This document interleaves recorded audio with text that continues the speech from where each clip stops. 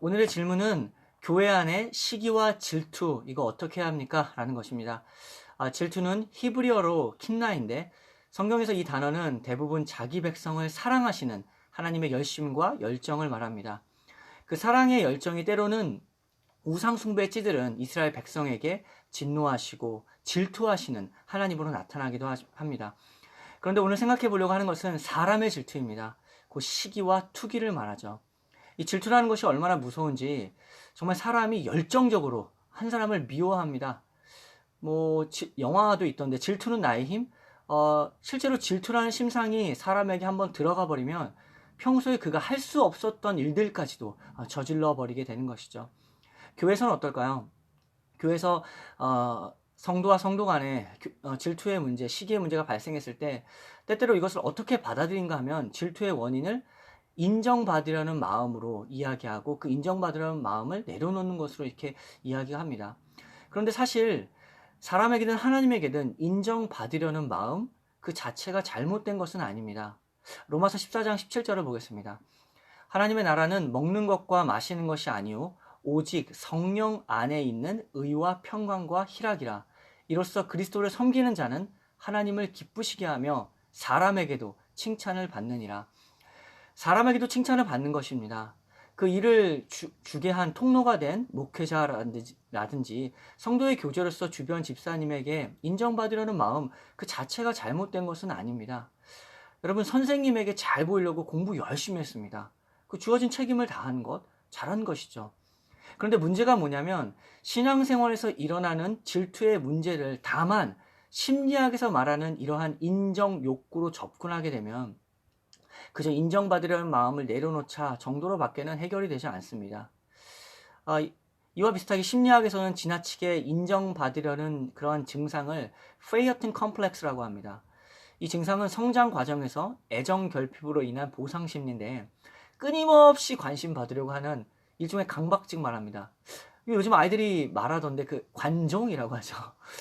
그 관종 습관 끊어도 사실 근본적으로 해결이 안 됩니다. 그러니까 어떻게 하죠? 그래, 더 내려놓자.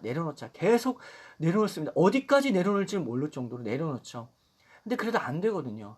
그런 과정 속에서 안 되는구나. 그냥 포기하자. 인생 뭐 있냐. 너무 피곤하게 살지 말고 그냥 나 자신을 인정하자 이러면서 하게 되는 거죠. 어떻게 해야 됩니까? 성경이 과연 그렇게 제시했던가요? 질투의 심각성은 인정받으려는 마음보다도 그 일을 통한 교만한 마음과 나보다 잘난 사람을 향한 투기와 시기가 문제가 되는 것이죠. 그렇다면 성경은 질투의 원인을 무엇이라고 합니까? 고린도전서 3장 3절을 보겠습니다. 너희는 아직도 육신에 속한 자로다. 너희 가운데 시기와 분쟁이 있으니 어찌 육신에 속하여 사람을 따라 행함이 아니리요. 여기서 보면은 너희는 아직도 육신에 속한 자로다 라고 딱 바울이 진단을 내죠. 무엇을 보고요? 너희 가운데 시기와 분쟁이 있다. 그래서 너희가 육신에 속하여 사람을 따라 행한다 라고 바울이 안타까워하는 모습을 보고 있습니다. 정작 문제의 원인은 어떤 인정받으려는 인정 욕구, 사람의 그런 어떤 욕구가 아니라 그 상태가 지금 육신에 속한 자이기 때문입니다. 그렇게 살아가고 있기 때문입니다. 육신을 따라 행한 결과가 상대방에 대한 질투로 나타나게 되는 것이죠. 여기에 대한 바울의 해결책이 무엇입니까? 21절 이하의 결론입니다. 누구든지 사람을 자랑하지 말라. 만물이 다 너희 것임이라. 그리고 23절을 보면 너희는 그리스도의 것이요 그리스도는 하나님의 것이니라. 사람을 자랑하지 말아라. 그리고 만물이 다 너희의 것입니다. 시기와 질투의 문제, 육신에 속한 문제가 그 해결책이 만물이 다 너의 것입니다. 이게 무슨 말입니까? 왜 만물이 다 너희의 것이라고 말하죠?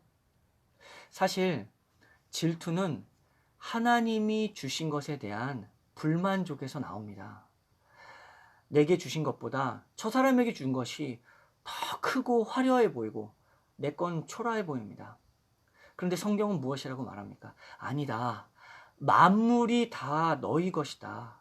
그리고 너의 아버지 하나님이 이 모든 것의 주인이시다. 너는 누구인가?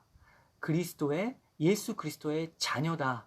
그러므로 만물이 다 너희 것이다. 이 모든 것들이 다 너희의 것이다. 그런데 왜 자꾸 불만족스러워 하느냐? 여러분, 예수 그리스도를 믿는 사람은, 그의 자녀는 이제 더 이상 누군가와 비교하며 살아가는 존재가 아닙니다. 초라하지 않습니다. 부족하지 않습니다. 만물이 다 너희 것입니다. 성경이 이렇게 선포합니다. 결론을 맺겠습니다. 질투는 하나님이 주신 것에 대한 불만족입니다. 상대방의 문제가 아니라 나의 문제였습니다. 성경은 만물이 다 너희의 것입니다 라고 말합니다. 성경이 계속 이렇게 우리에게 요청합니다. 나 자신을 넘어서서 우리의 눈을 들어 하나님을 바라보라. 초라하지 않으시다. 광대하신 하나님이시다. 그러므로 우리 자신에게 주어진, 딱 맞게 주어진 것들을 만족하고 감사하고 즐거워하라. 이것이야말로 시기와 질투를 안 하자 라는 것이 아니라, 이렇게 하나님을 바라볼 때 시기와 질투의 문제는 해결돼 버리는 것입니다. 시편 123편 1절에서 2절을 보겠습니다. 하늘에 계시는 주여, 내가 눈을 들어 주께 향하나이다. 상전의 손을 바라보는 종들의 눈같이, 여주인의 손을 바라보는 여종의 눈같이 우리의 눈이 여호와 우리 하나님을 바라보며 우리에게 은혜 베풀어 주시기를 기다리나이다. 하나님을 바라볼 때, 하나님이 내게 주신 것을 만족하며 감사할 때, 우리에게 은혜 베풀어 주시는 하나님을 기대할 때, 이 모든 시기와 질투의 문제는 해결된다고 성경이 말하고 있습니다.